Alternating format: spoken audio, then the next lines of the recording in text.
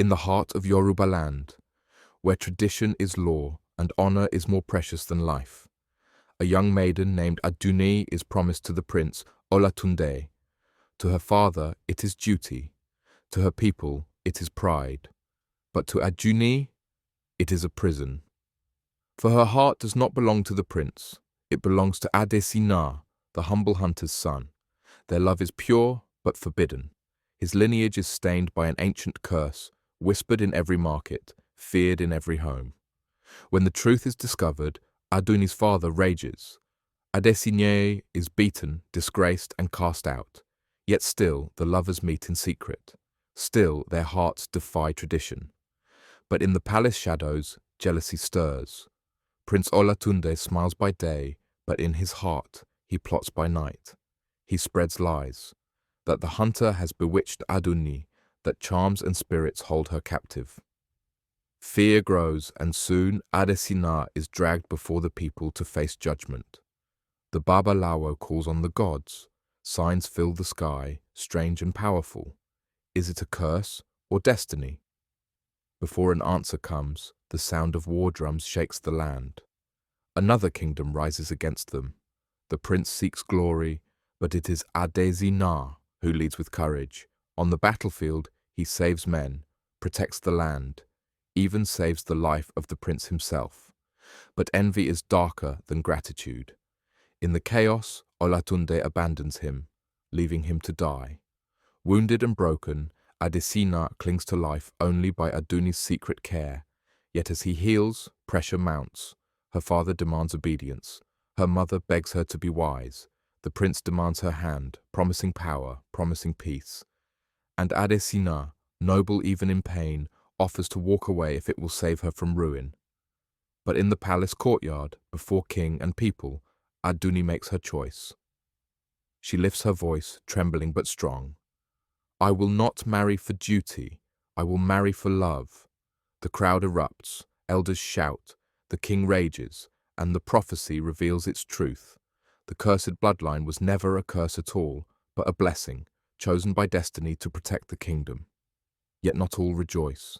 In the shadows, Olatunde's eyes burn with fury, and with a whisper colder than death he vows, if she will not be mine, she will belong to no one. And so, Adunni's choice sets fire to tradition, love, and destiny itself. But the story has only just begun.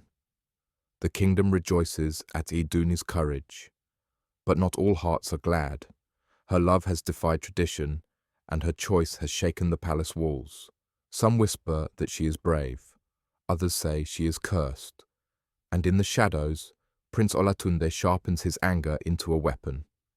He kneels before the king, his father, his voice honeyed with lies. Father, Adesina seeks not love, but power. He hides behind prophecy to steal our throne. The king, torn between blood and fear, begins to doubt. And in the council of elders, betrayal brews. One night, Adesina is summoned to the palace under the promise of peace. But instead, he is ambushed, captured by guards loyal to Olatunde. Adunni pleads for his life, but her words fall like rain on stone. Her father declares, better a daughter who mourns than a kingdom that burns. At dawn, the hunter is dragged to the sacred grove. Chains bite into his wrists. The people gather, divided. Some cry for mercy, others demand his blood. The Babalawo lifts his staff to condemn him.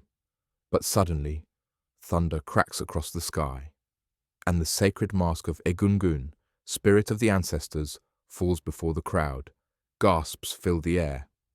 The mask turns, as if alive, and points, not to Adesina, but to Adunni's father, Chief Olatan.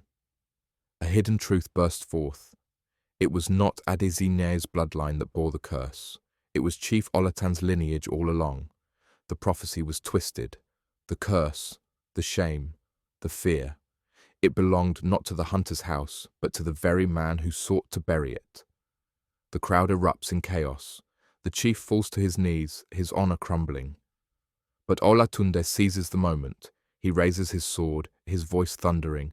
If tradition is broken, then let blood restore it. In a single stroke, he strikes down his own father, claiming it as justice. Gasps turn to screams. The prince has betrayed not only his blood, but his kingdom. With the king in shock and the elders divided, Olatunde crowns himself with his father's beads.